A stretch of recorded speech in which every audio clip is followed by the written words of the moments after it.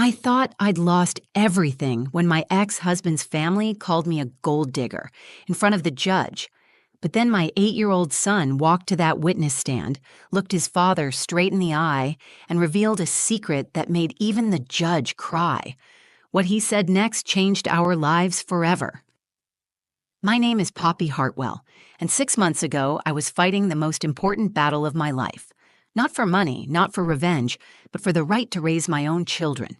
You see, when you're a single mother going up against a wealthy family in family court, the truth becomes your only weapon. And sometimes, that truth comes from the most unexpected place. This is about my son Jasper, who's 8 years old and braver than any adult I know, and my daughter Imogen, who's 5 and still believes the world is fundamentally good. This is about my ex-husband Sebastian, who thought money could rewrite history, his sister Cordelia, who never liked me from day one of our marriage, and his mother Beatrice, who made it her mission to prove I was an unfit mother. For months, they painted me as a woman who cared more about Sebastian's bank account than her own children. They had expensive barristers, character witnesses, and what seemed like an endless budget to destroy my reputation. I had the truth, an overworked solicitor, and 2 children who loved me unconditionally. But here's what Sebastian's family didn't count on. They didn't count on an 8-year-old boy who had been watching everything, listening to everything, and finally deciding he couldn't stay quiet anymore. What Jasper said in that courtroom didn't just change the judge's mind. It changed everything we thought we knew about courage, about family, and about what children are really capable of when the adults around them fail. This isn't just a story about a custody battle. This is about what happens when a child decides to protect his mother the same way she's always protected him. And trust me, you're not prepared for what my little boy was brave enough to say. Because sometimes, the most powerful voice in the room belongs to someone who barely reaches the witness stand. Let me take you back to where this all began. 2 years ago, I was living what I thought was a perfect life. Sebastian and I had been married for 8 years, and I genuinely believed we were happy. We had our beautiful home in Surrey, 2 amazing children, and I was working as a pediatric nurse at the local hospital. I loved my job because helping sick children gave my life purpose, but Sebastian never quite understood that passion. The cracks started showing when Sebastian's property development business really took off. Suddenly, he was making more money than we'd ever dreamed of, and with that success came a different version of the man I married. He started staying late at the office more often, taking weekend business trips, and when he was home, he seemed distant. I tried talking to him about it, but he'd brush me off, saying I wouldn't understand the pressure he was under.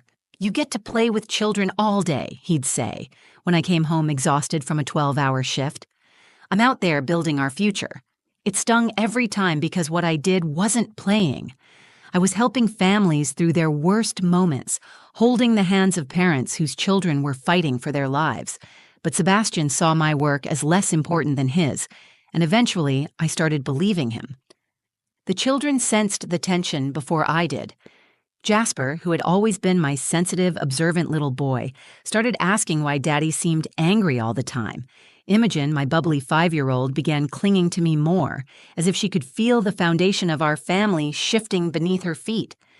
I tried to shield them from our problems, putting on a brave face and maintaining our bedtime routines, family dinners, and weekend outings. But children see everything, even when we think we're protecting them. The end came on a Tuesday morning in March. I was getting ready for work when Sebastian walked into our bedroom with the kind of expression that makes your blood run cold. "I can't do this anymore, Poppy," he said, not even looking me in the eye. "I'm not happy. I haven't been happy for a long time." At first, I thought he meant his job or some midlife crisis. I suggested counseling, maybe a vacation, anything to fix whatever was broken. But then he told me about Charlotte, his 26-year-old personal assistant. They'd been having an affair for 8 months.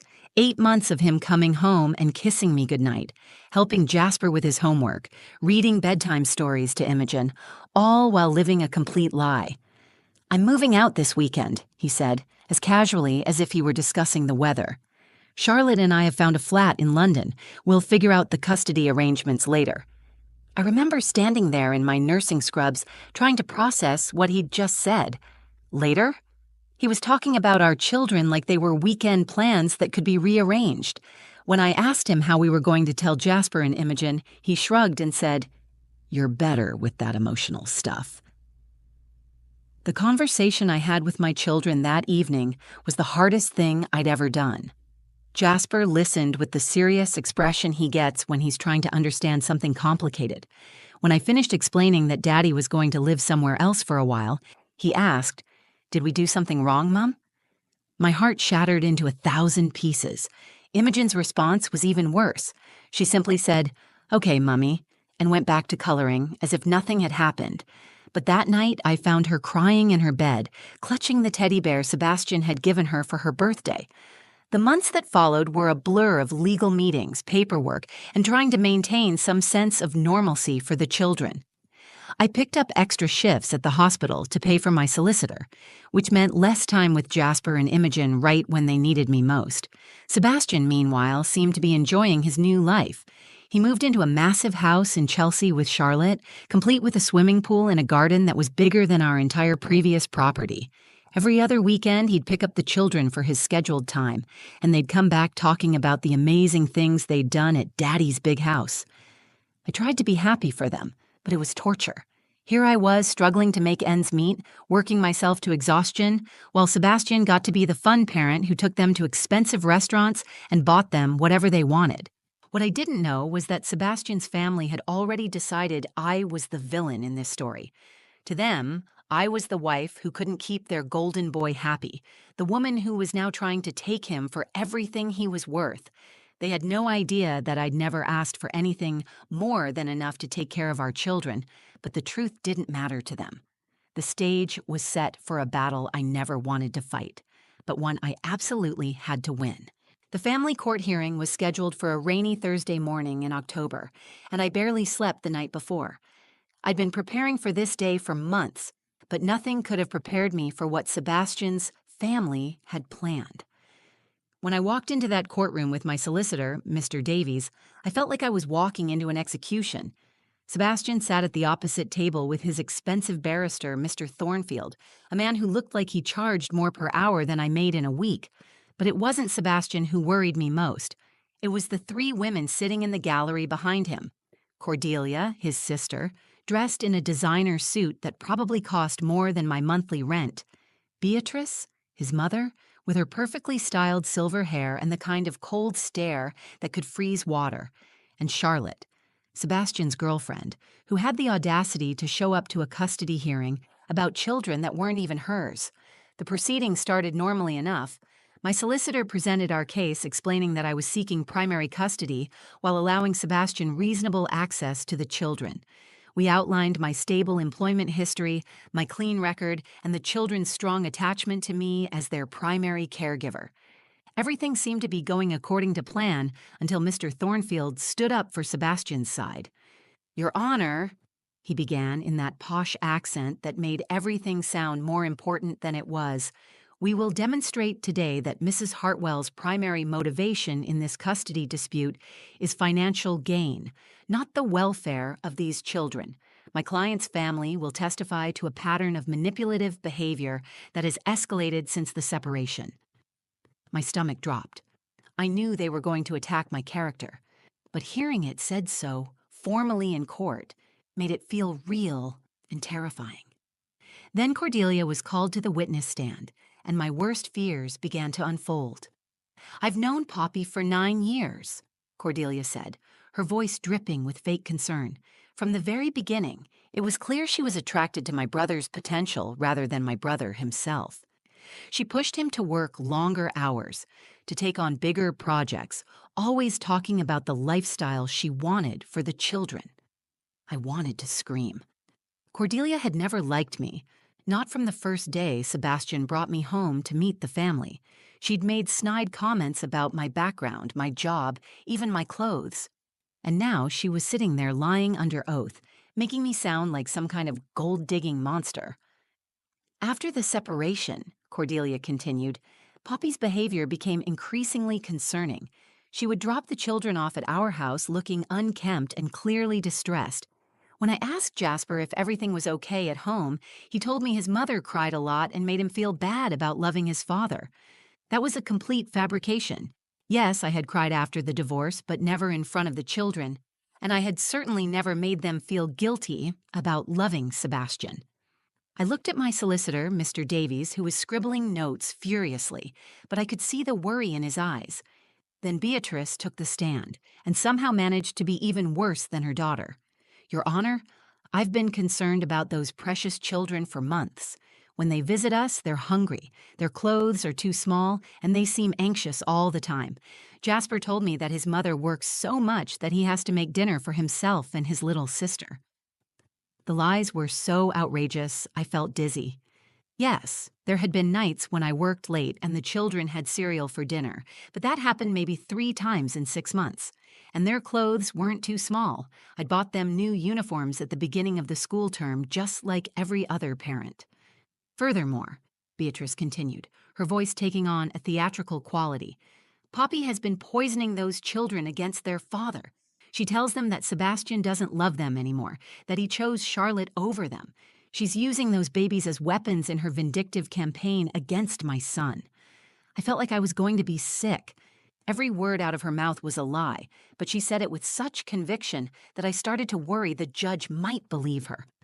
I glanced over at Sebastian, expecting to see some sign of discomfort with his family's performance, but he just sat there nodding along like everything they said was gospel truth.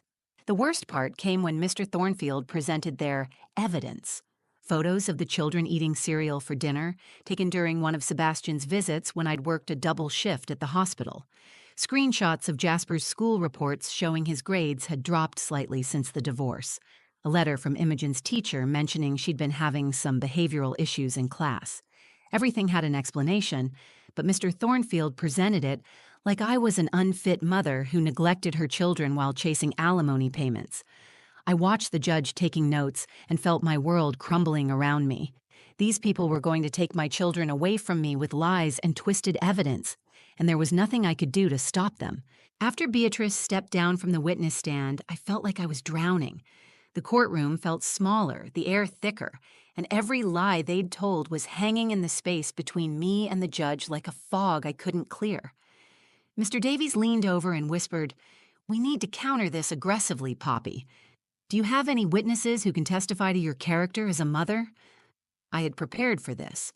My supervisor from the hospital was supposed to testify about my dedication and reliability. My neighbor, Mrs. Patterson, had agreed to speak about how she'd seen me with the children countless times, always patient and loving, but sitting there, listening to Sebastian's family systematically destroy my reputation with such calculated precision, I realized that character witnesses weren't going to be enough. They had money, they had lawyers, and they had a narrative that painted me as a manipulative woman who put money before her children. That's when I noticed Jasper.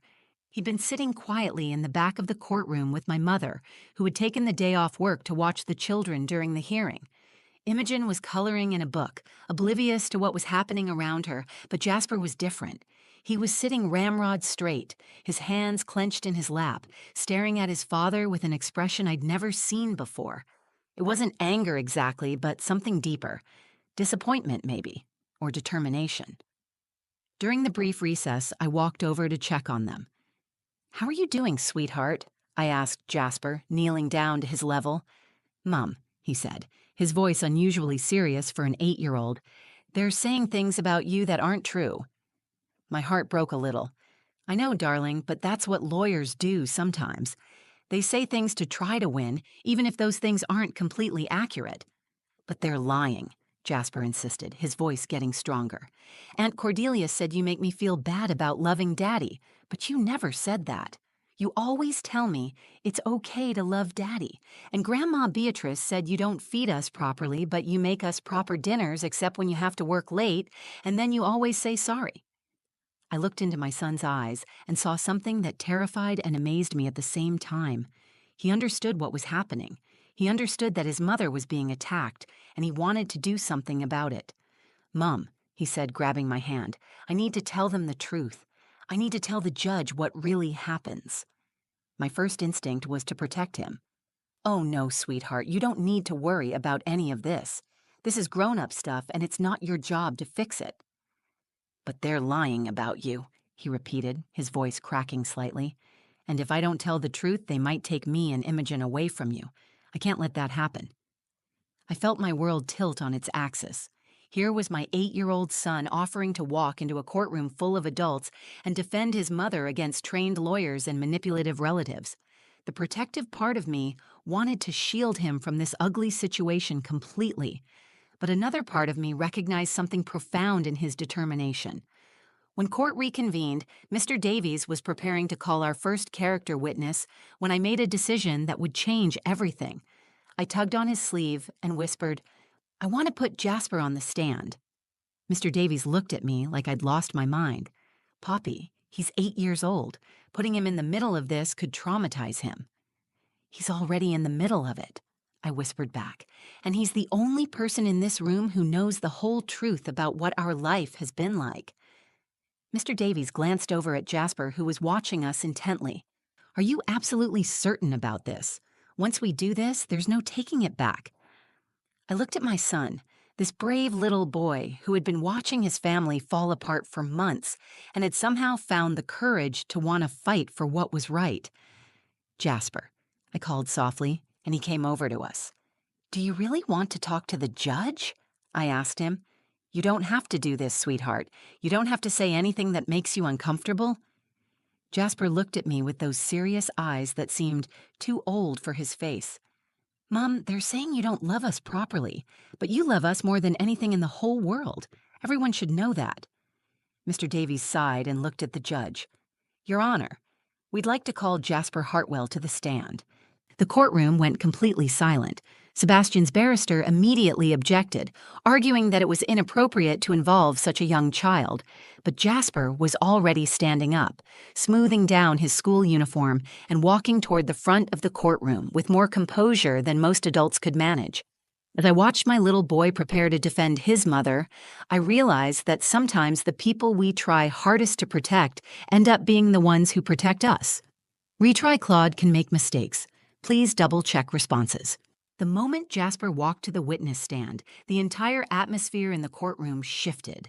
This 8-year-old boy, barely tall enough to see over the wooden barrier, commanded more attention than any of the expensive lawyers or dramatic family members who had spoken before him. The judge, Mr. Justice Pemberton, leaned forward with a gentle expression and spoke in the softest voice I'd heard from him all day. "Hello, Jasper. I'm Judge Pemberton. You don't need to be nervous, all right? I just want to ask you a few questions about your mummy and daddy. Is that okay?" Jasper nodded, his hands folded neatly in his lap. "Yes, sir." "Can you tell me what it's like living with your mummy?" For a moment, Jasper was quiet, and I could see him organizing his thoughts the way he did when he was working on a difficult math problem at school. When he finally spoke, his voice was clear and steady. "Living with Mummy is good. She works really hard at the hospital helping sick children, and sometimes she comes home tired, but she always asks about my day and helps me with my homework. When Imogen has bad dreams, Mummy sits with her until she falls asleep, and even if it's really late. And when I'm worried about something, she listens to me and explains things so I understand better." I felt my throat tighten with emotion, but I forced myself to stay quiet. This was Jasper's moment. "What about living with your daddy?" the judge asked gently. Jasper's expression became more complicated. "I love my daddy very much, but things are different now. At Daddy's house, there are lots of rules I didn't have before. Charlotte makes the rules mostly. She says I have to call her Auntie Charlotte, and that I can't talk about Mummy when I'm there because it makes Daddy sad." The judge raised an eyebrow slightly. "You're not allowed to talk about your mummy when you're with your daddy?" "No, sir. Charlotte says it's not fair to Daddy because he's trying to move on with his life. But sometimes I miss Mummy when I'm there, especially when Imogen cries for her at bedtime." Sebastian's face had gone pale, and I could see him shifting uncomfortably in his seat. Mr. Thornfield was scribbling notes frantically, probably preparing objections. "Jasper," the judge continued. Some people have said that your mummy doesn't take good care of you and your sister. What do you think about that? This was the moment that changed everything.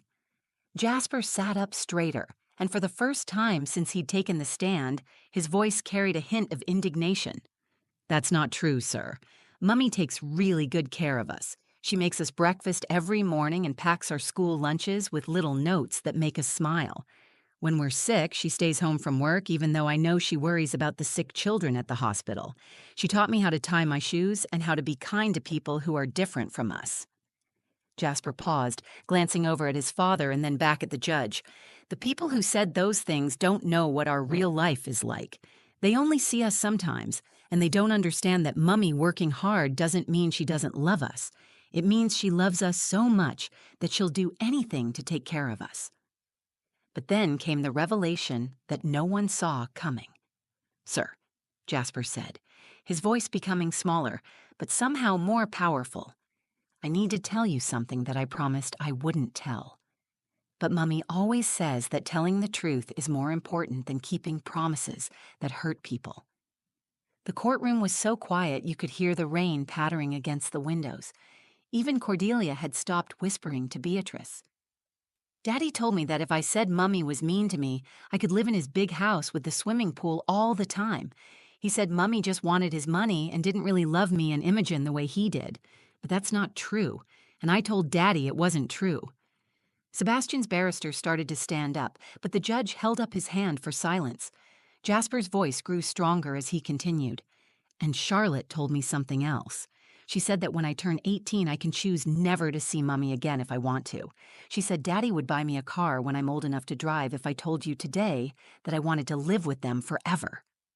The gasp that went through the courtroom was audible. I saw Beatrice cover her mouth with her hand, and Cordelia looked absolutely horrified. Sebastian had gone from pale to completely white. But I don't want a car or a swimming pool if it means lying about my mummy, Jasper said, his voice cracking slightly with emotion. My mummy taught me that love isn't about buying things or having the biggest house. Love is about being there when someone needs you, and Mummy is always there when I need her. The judge had tears in his eyes as Jasper delivered his final statement. I love my daddy, but I won't lie about my mom. She's the best mom in the world, and she deserves for everyone to know the truth. The silence that followed Jasper's testimony was deafening. Judge Pemberton wiped his eyes with a handkerchief and called for an immediate recess. As the courtroom cleared, I rushed to Jasper and pulled him into the biggest hug of my life.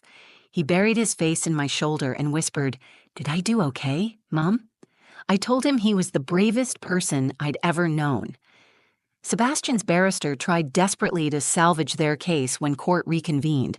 Mr. Thornfield argued that Jasper had been coached, that an 8-year-old couldn't possibly understand the complexities of adult relationships. But the damage was done. The specific details Jasper had shared, the genuine emotion in his voice, and the way his testimony directly contradicted his father's family's claims made it impossible to dismiss as rehearsed. Judge Pemberton's ruling was swift and decisive. He awarded me primary custody of both children, with Sebastian receiving supervised visitation every other weekend until he completed a court-mandated co-parenting program. The judge specifically noted that any attempts to manipulate the children or poison them against either parent would result in further restrictions on access. This court, Judge Pemberton said, looking directly at Sebastian, will not tolerate attempts to bribe or coerce children into making false statements against their mother. The courage shown by this young boy in speaking the truth, despite pressure to do otherwise, is a testament to the values his mother has instilled in him. The months that followed weren't easy, but they were healing. Sebastian did complete his co-parenting program, and slowly, very slowly, he began to rebuild his relationship with the children on honest terms. He never apologized to me directly, but his behavior changed. The bribes stopped, the manipulation ended, and for the first time since our divorce, he started acting like a father instead of a competitor. Charlotte, interestingly enough, disappeared from the picture within 3 months. Apparently, dealing with the reality of being a stepmother to children who wouldn't be bought was less appealing than she'd imagined. Sebastian's family took much longer to come around. Cordelia and Beatrice maintained their distance, though they stopped actively trying to undermine me. I considered that progress. The most important change was in my children. Jasper, who had carried the weight of our family's secrets for so long, seemed lighter after telling the truth. His grades improved, he started smiling more, and he even joined the school's debate team. "I like speaking up for what's right," he told me when I asked why he wanted to do it. Imogen, too, began to flourish once the custody battle was over, and our home became peaceful again. Her nightmares stopped, her anxiety faded, and she went back to being the bubbly, confident little girl she'd always been. Both children maintained a relationship with their father, but now it was built on honesty rather than manipulation. As for me, the experience changed my perspective on everything. I realized that trying to protect my children from the truth hadn't actually protected them at all. Children are far more perceptive than we give them credit for, and they deserve honesty delivered in age-appropriate ways. I also learned that sometimes the people we least expect can show the most courage. I've since left my position at the hospital to work as a family advocate, helping other parents navigate custody disputes and family court proceedings. Every day, I meet mothers and fathers who are terrified of losing their children to lies and manipulation. I tell them Jasper's story, and I remind them that truth has a power that money can't buy. The experience taught me that courage isn't the absence of fear. Courage is being 8 years old, standing in a room full of adults who are lying about your mother and deciding to speak the truth anyway. Courage is choosing what's right over what's easy, even when you're scared. Today, 2 years later, Jasper is 10 and Imogen is 7. We live in a smaller house than we did during my marriage, but it's filled with laughter, honesty, and love. Sebastian sees the children regularly now, and while our relationship will never be friendly, it's civil and focused on what's best for Jasper and Imogen. Sometimes people ask me if I regret putting Jasper on that witness stand. The answer is no, not for a single second. That day, my son didn't just save our family. He taught me that the truth, spoken with love and courage, is the most powerful force in the world. The most important lesson I learned is this: never underestimate the wisdom of a child who loves you. Sometimes the smallest voice in the room has the biggest truth to tell. If this story touched your heart, please share it with others who might need to hear it. Leave a comment below and tell me about a time when someone showed you unexpected courage. And don't forget to subscribe to the channel for more real stories about resilience, family, and the power of truth. Your support means everything to me and helps me continue sharing these important stories. Thank you for listening, and remember that sometimes the greatest strength comes from the smallest people in our lives.